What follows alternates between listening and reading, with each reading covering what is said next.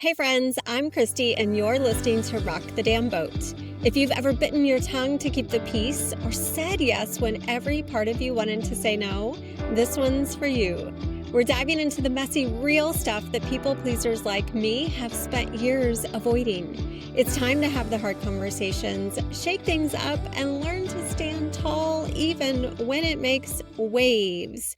And I have a little piece of hair in my face making a wave for me right now. So let me give a little hair toss if you're watching. This is a Sunday shorty and I am feeling a little, feisty today. I've got my leopard print on, which I always do have some kind of animal print, or at least 90% of the time, but I've got the really vivid one going today. I've had a lot of energy over the last couple of days, and I'll tell you about yesterday and how that was so life-giving. But the reason I want to point out my shirt is because if you've been following me since the beginning, if you are watching me on YouTube versus listening in your car or while you're cleaning or exercising, then you know that I try to embody big cat energy every time I record. I have a yes from a guest who inspired this outfit choice.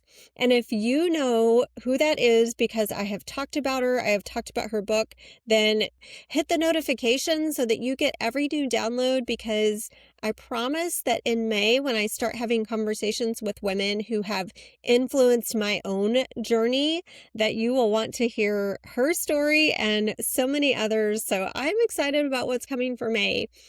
I have three things again on my mind that shaped the past few days, which are a 180 from where I was at maybe a week and a half ago. So let's break those down. Clarity, conversations, and necessary endings. Those are the three things on my mind today. And I'm actually going to start with conversations. And I hope that you are having some life-giving conversations in your life. I have been open to these over the last 3 or 4 weeks even, networking with women I'm meeting through LinkedIn, having virtual coffee chats. If someone says, hey, here's my Calendly, set up some time, I'm doing that. I love the conversations that I am bringing to you on this show. I love the conversations I'm having with random strangers who are open to virtual coffee chats. What I've really loved this past week is conversations in person. Last Sunday, I hosted book club, and that was beautiful. We had a lot of people who ended up not being able to come last minute, but there were 2 women who came to my house. Bigger groups are great, and always the more the merrier, but we had the 3 of us, and so we were talking about some really deep things and things that you might be afraid to share in a larger group setting. We've kept a little text thread going this week so that we refer back to what we talked about and following up with each other. So that's been a beautiful thing. My mahjong group decided to get together again. So 2 weeks in a row, we've gotten together to play mahjong, and those women are so incredible. We are so different. And there's 4 of us from the original group that met at the boutique when we all took a lesson. And then now we've started playing at each other's homes. And we're very different women in different seasons of our lives. A mother, a retiree, a woman who's still working, and then me who's kind of in between it all. And on the outside, we all look very different, but we have so much fun. We laugh, we joke, we feel comfortable with each other. We're all authentically ourselves. And that's the one thread or through line of all of these conversations I'm having right now, is being able to feel authentically me and remember how much I love myself when I'm not having to perform. And that is why these rich, deep conversations are so important. I followed the advice of a friend on Friday and we hopped on a call and walked. She's in Colorado. I'm in Texas. We got on the phone. We each had our earbuds set up and ready to go, and we walked and talked. It's a little bit like body doubling that I keep hearing about with ADHD, that a lot of people are more productive when they're in a Zoom room with other people, even if they're quietly doing their own thing, or maybe in a room with a group of people. So her and I were able to get our exercise in, get our steps in, and have an amazing phone conversation. We've been texting for years, and we kept saying, why did we think of this sooner? 40 minutes of catching up in real time, being able to be off screen. My phone was locked and in my pocket, and I was just walking and talking, and it was beautiful. And I spent the rest of the day planting my raised bed garden, getting my seeds in the ground. Finally, being outside and off the screen was what made yesterday so amazing. I was very intentional about how I spent my time. I decided not to spend as much time on the computer and to really lean into analog practices, as my friend Tammy calls them. The other part of conversations that led to clarity was that Thursday morning, I had gone over to a friend's house. If you have not listened to my episode with Kelsey Powell, you will want to listen to that episode. She founded the Lace Cactus, an incredible award-winning boutique, built that into this huge business, abundant beyond her wildest dreams, and realized that she was burning out because she was burning the candle at both ends.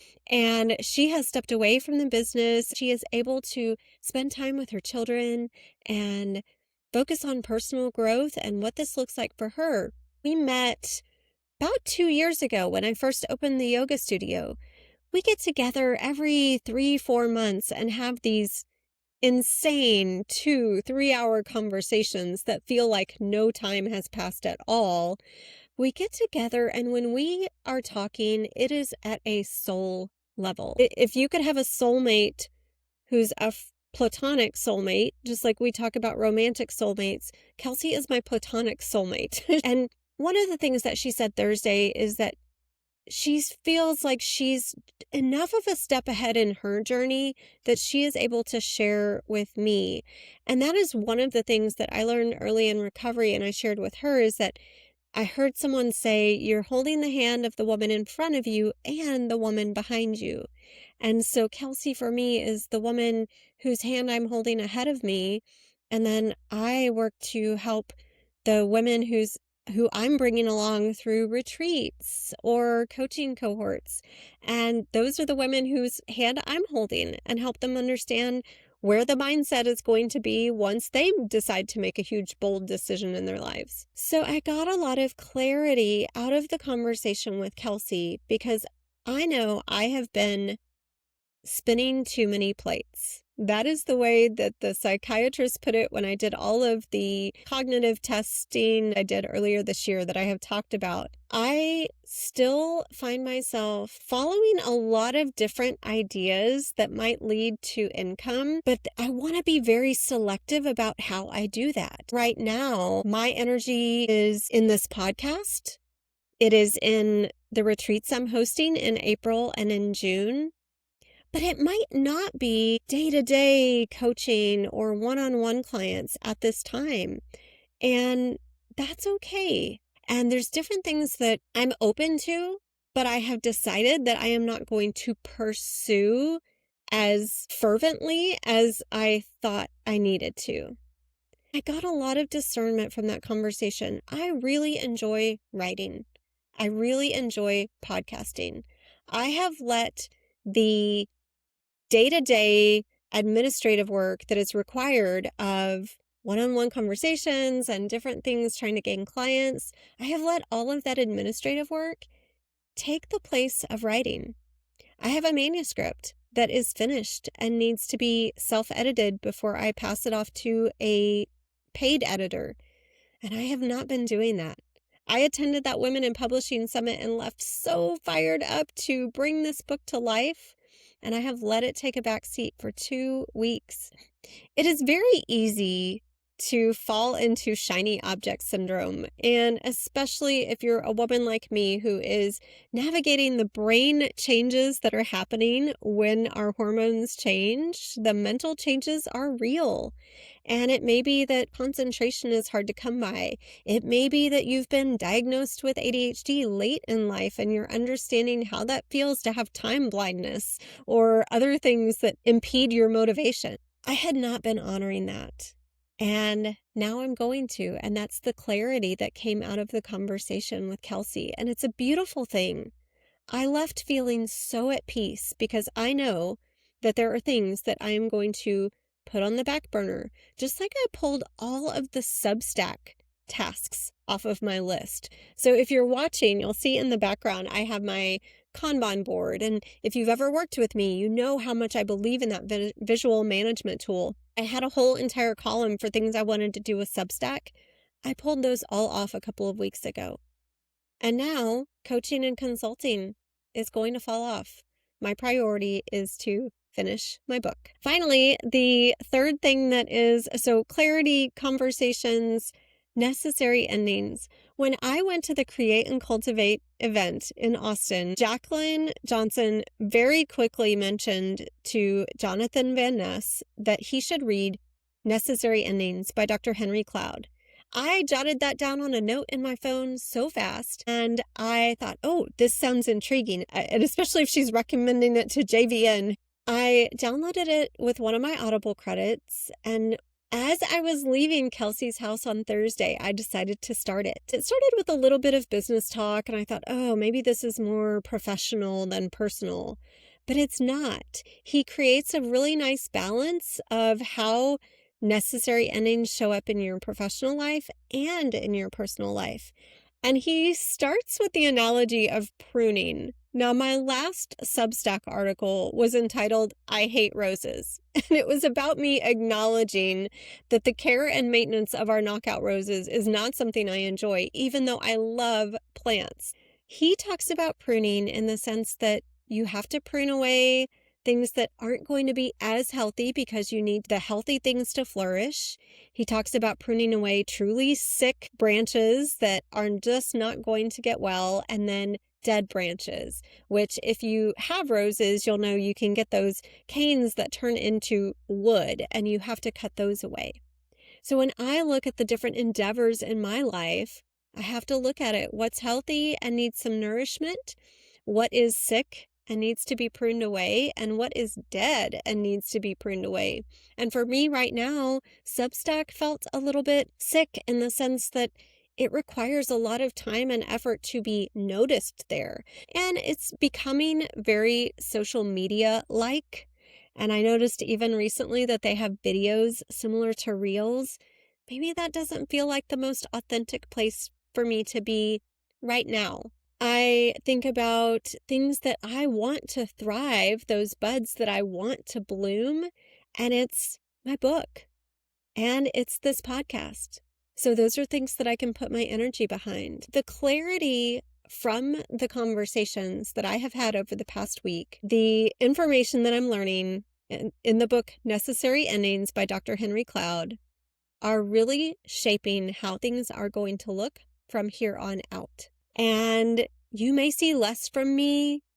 You may be happy because I really switched gears and I was writing and sending a weekly blog, and then suddenly I became a little more salesy. That didn't feel great to me.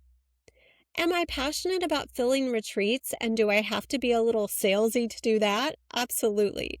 Because I know that it can be very difficult to leave your daily life and invest that time and energy in yourself and trust that the world can carry on without you while you go take care of yourself. I know how hard that is. I have made the time for myself to attend a retreat every year, every 2 years, and it's been an amazing experience. And so I hope that you will join me. And then someday I might ask you to buy a book, and it's going to be a few months before that comes out.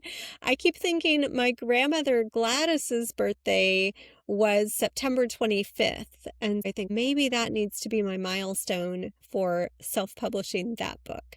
Gives me a little bit of a goal to work toward. Remember, have deep, rich, meaningful conversations, and if you don't have those women in your life today, seek out some community.